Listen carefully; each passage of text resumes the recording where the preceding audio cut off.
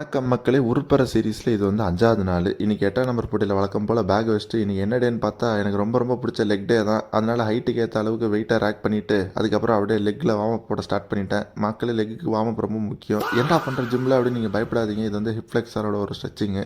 எல்லா ஸ்ட்ரெச்சிங்கும் ரொம்ப முக்கியம். அப்பதான் லெக் போடுறப்போ இன்ஜுரி ஆகாது நமக்கு. இல்ல கை கால்லாம் உடைஞ்சுக்கும். Hello, motherfucker. என் ஃப்ரெண்டு ஒருத்தனை கூப்பிட்டு வந்துட்டு அப்படியே அவனை அடிச்சு ஹாய் சொல்ல வச்சுட்டு அப்படியே 3 செட்டை போட்டு முடிச்சிட்டேன். ஏன்டா இதெல்லாம் ஒரு ஹெவி வெயிட்டடா அப்படின்னு நீங்கள் கேட்கக்கூடாது. இதான் ஃபஸ்ட் செட்டு. அதுக்கப்புறமா அப்படியே லெக் எக்ஸ்டென்ஷனில் ஒரு 3 செட்டை போட்டு முடிச்சுட்டு பம்பு செக் பண்ணி பார்த்தா ரொம்ப நல்லாவே இருந்துச்சு. அதுக்கப்புறமா ரொமேனியன் டெட் லிஃப்ட்னு ஒரு புது எக்ஸசைஸ் ஒன்று போட்டேன். வீட்டுக்கு வந்து பார்த்தா கால் சம வலி மக்களே. ஹாம்ஸ்ட்ரிங்லாம் அப்படி இழுத்துக்கிற அளவுக்கு வலிச்சிச்சு.